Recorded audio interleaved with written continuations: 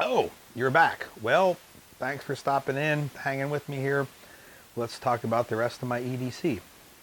I will hit some of the more lethal options. If you're interested in the things that I would carry, I would call off-body carry, there's some other parts out there. If you're going to ask, well, what's he going to carry like if he carried a backpack, like he was a college kid and carried a backpack every day? Well, then you'd have to check I think it's part 4 of the series.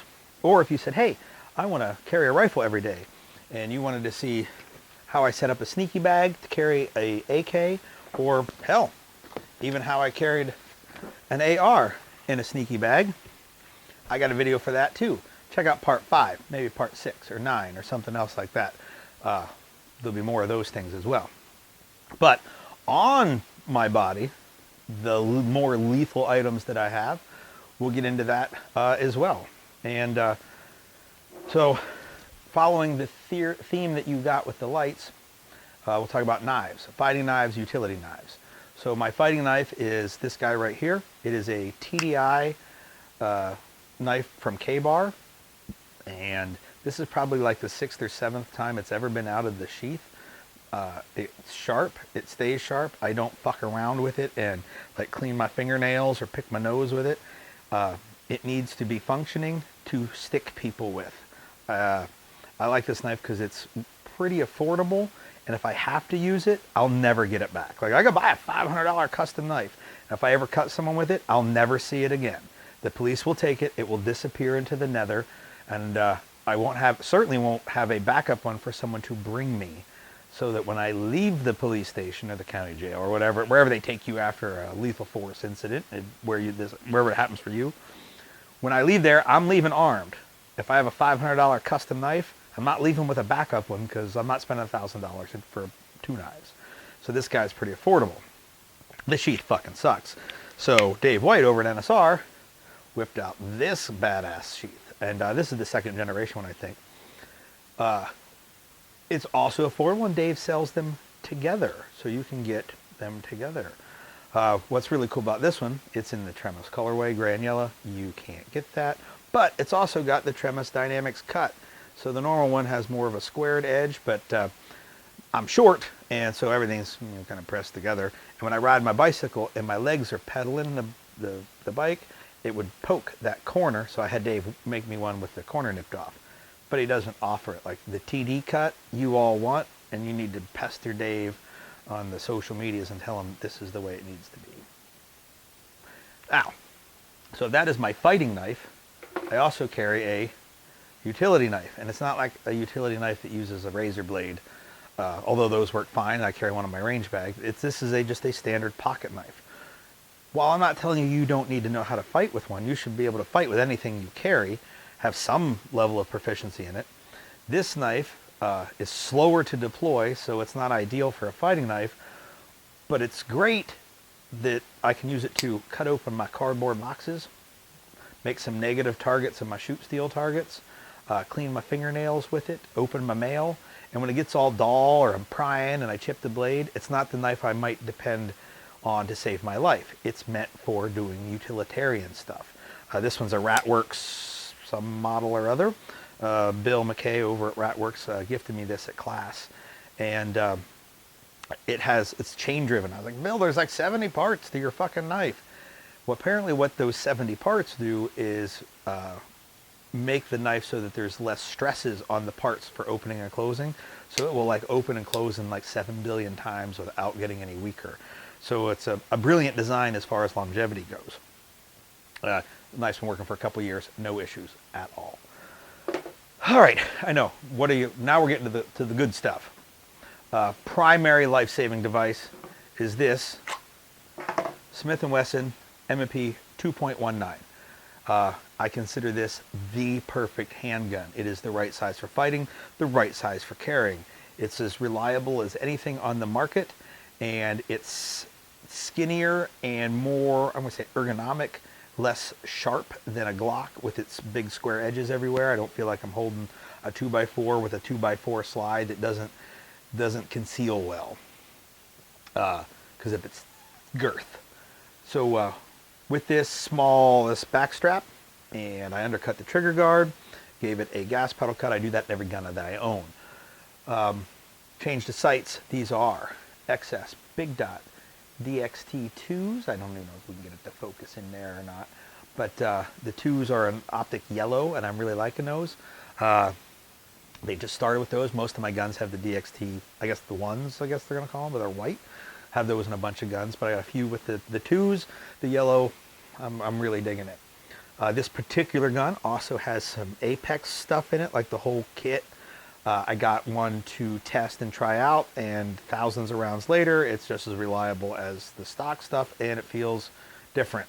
If it's what you like, Apex stuff is fine. I'm not going to tell you it's necessary, but I'm not going to tell you to avoid it. It works fine. So that is the gun that I'm carrying with me every single day. I carry it in a Yeti Tac Tremis Signature Series holster. Inside the waistband, it's got NSR loops on it, so I'll close those up here for you so you can see a little better.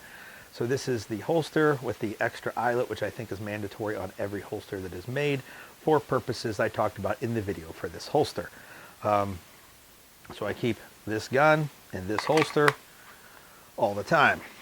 It's sized to fit a 1.0 full size, so it fits every double stacked M&P and every double stacked Glock in 9 and 40 or 357 SIG or any of that size frames. Fits all of them in one holster. How about that? But that's the holster that I'm carrying it in. The gun is full of 16 rounds of ASIM Precision SDX. I have a video on this channel about this as well. It is my go-to ammo. I like the solid copper bullets. They're 115 grain plus P. We do a little bit of testing in gelatin and through different barriers. Not a ton, but a little. And the ASIM outperformed the first 2 generations of Corbon and the Barnes solid coppers. So for solid copper, ASIM, way to go. Now, in my back pocket, I carry an extra magazine, also full of that ASIM SDX. For the longest time, I carried it in one of these Neo Mags. And the Neo Mag's a nifty little design. I saw it at Pat McNamara class some time ago, pistol class. I took Cap's pistol. And he's carrying it in his back pocket. At the time, I was carrying my reloads in the front pocket. And that's kind of what they designed it for, because most of their showcasing of this product shows it in a front pocket. And it's got a neodymium magnet in it. That must be where the Neo comes from. So your magazine clips into it and drops into your pocket. Works either way, right hand, left hand, whatever. And it's a wonderful design. Garry over at Rock God Brewery lent me this one, and I have never given it back. Excuse me. The works. I put it in my back pocket because what I found was if I'm doing right hand only, aka the masturbatory hand, and I got to reload the gun, I dump the mag out, put it in my holster, and I have to reach over and dig that magazine out. It was harder to get this hand in that pocket than it was to get this hand in the back pocket. So I moved my magazine to the back pocket, flashlight in the front pocket, pow! It was like the light bulb went off. That's the way it should be carried.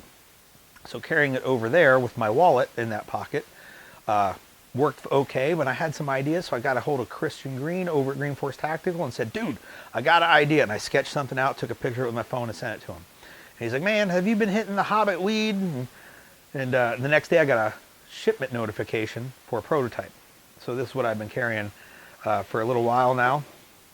This is the Green Force Tactical Tailgater, like alligator for your tail, because he lives in a swamp with alligators. Actually, I don't really know if that's what he's going to call it, but it was one of the names in consideration, and now I think I just kind of inadvertently named it. Oops. But we were calling it the Assmaster 5000. I'm pretty sure that wasn't going to stick. But Kydex formed the way I was thinking. He did some changes to it. It can hold the magazine bullets either direction, and it can do it inboard or outboard on either butt cheek. So that works either way. And the way this design that Christian came up with, now the wallet slides in behind it. So this whole thing is what is printing in your pocket, and you've got a magazine and a wallet in there, and the magazine is staying where you want it in an upright position. It's brilliant. My concept, his design, can't go wrong with it. Green Force Tactical Tailgater. So now we've got primary knife, utility knife, primary gun. Do I have a utility gun? No. But sometimes I do carry a second gun. But I only do it when I'm wearing pants because I carry it on my ankle. And when I carry a gun on my ankle, I'm carrying a Smith & Wesson M&P Shield. This is a 1.0. The 2.0 is great. The 1.0s are really cheap, and I end up buying like 5 of them. Undercut the trigger guard. I'm running the 7-round magazine in it, and it comes with an 8 as well. The reason I'm running the 7 is since it's in my ankle, my pant legs are going over top of it. It's easier to pull the pant leg up with the shorter magazine. And since I have like fucking world-class calves, they're big and strong. And even with straight leg pants, they fill up most of the pant leg. So when I'm stuffing a gun in there with that giant calf, it doesn't fit well. So I went with the shorter mag. Only thing I did was change the sights. You can see XS big dots. And I fill this with ASIM SDX as well. I carry it in this awesome Galco ankle light. Jordan Winkler gave me this. What an awesome dude. Love that guy. I like the ankle light more than the ankle glove because it's suede instead of leather. I mean, they're both leather. They both come from a fucking cow skin. But the leather on their holsters is conditioned to be really hard and shiny. And it's like plastic. It's so rigid. This is much softer and conforms better around the gun and my leg. And when my leg brushes up against something and hits the leather, it's less loud than hitting something hard like the other style of leather. But this thing has been going and going. The Velcro is not worn out. The snaps have not worn out. They have a great warranty if I wore the Velcro out. Anyhow, it's got the real honest-to-goodness sheepskin inside. Ooh. Now, some of you have said, wait a minute, Gary, I think you use a different ankle holster. And I have at times, and sometimes I still run back and use it. And that is the NSR Ankle Beaver. So, the Ankle Beaver is a Kydex NSR holster on these elastic, with the elastic leg bands. And it's got genuine beaver. Like, we went beaver hunting to get this beaver. Yeah, beaver hunting. Oh, anyway, so this is in the Tremis colorway, gray, yellow. You can't buy it in gray and yellow. As a matter of fact, you can't buy it at all. And I think there's only 2 in existence. Don't know if there's ever going to be any more. But I know Dave loves to hear requests, so you can request more ankle beavers and see if he gets annoyed with me spreading the news about them. This one's for a shield. And sometimes I'll still rock that guy as well. No, you can't have it. So that's the lethal stuff that I'm wearing. I might get an ankle kit so I can have secondary medical if I'm wearing pants and have an ankle gun. I might go with an ankle med kit as well, but I'm still going to have it in the cargo pocket, so I don't necessarily consider that a priority. Anyway, that's the lethal end of my EDC. If you have any questions about it, go and find me over on Facebooks, or you can smoke signal or something. I don't allow comments here because, well, fuck all that.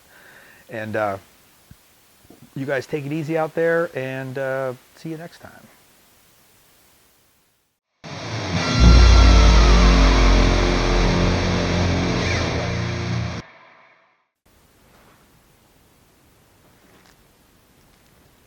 You know what? Sometimes I'll carry a Ruger LCP with a clip draw. That's right. A 380 with a clip draw. I know you're like, what the fuck would you carry that for? And I'll tell you. But not on this video. You're going to have to come find me at the new seminar I just put together. Concealed Carry for Scofflaws. I'll tell you what the purpose of this little guy is, and a bunch of other cool shit that you're not going to get in a firearms class. Where is it? Well, if you can't find it, you failed the first test. If you can find the class, and you can make the prerequisites for the class, you've passed the test to be allowed to take the class.